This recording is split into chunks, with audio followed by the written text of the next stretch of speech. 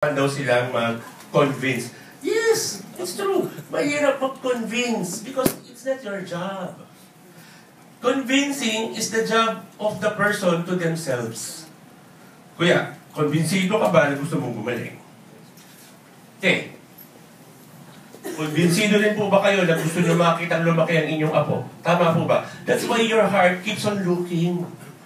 Ang sagot dito is, if you happen to know this, yung tungkol po dito, i-encourage nyo yung kakilala nyo to heal. Ganito yung style dyan.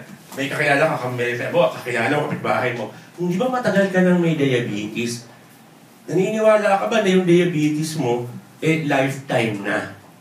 Pag sinabi, sabi ng doktor, lifetime na.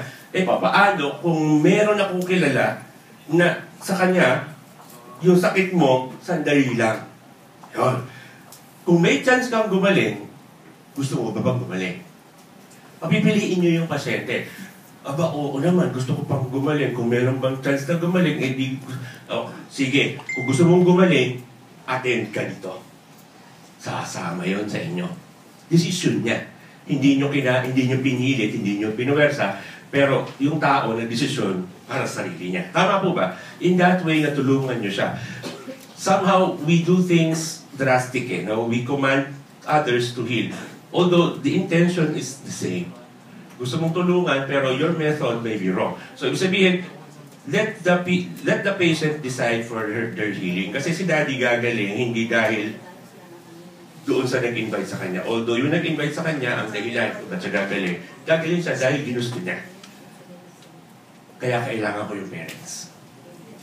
Kasi gagaling lang ang bata pag alam ng parents na sila'y gagaling. Pag ito kasi inapabayaan, maawa kayo, ganito po ang kalalabasan. Recently, I had a patient, mas worse pa dito. Pero hindi kasi yung worse nun, no? So, yung uka sa kanya, itong buong ito. Walang balat na, no? So, naka-expose na po yung malapit na sa muscle, no? So, exposed na. Tinignan ko lang kung damay na ba yung neural system. Kasi pag nadamay na yung neural system, hindi ko na masasave yan, no? Ang good news, hindi pa nadali. Kumbaga, yung pinaka-ibabaw ng nerve endings na doon na. Wala nang pakiramdam din naman yun. So, hindi na nakakaramdam. Manhid na yung paa na yan. So, ang catch, masasave pa ba yun? Opo. Kasi pag itong gantong paa pa lang nagpunta ka sa ospital, puputulin na po yan. Kasi hindi sila naniniwala na babalik pa uli yung daloy ng dugo doon sa paa. Ibabalik pa po namin yun. So, ibig sabihin, huwag kayo ganun papaputol, no? Pero kung yung kakilala nyo na may diabetes, laboy, hayaan nyo na pong putulan na lang siya ng paa. Okay. Cancer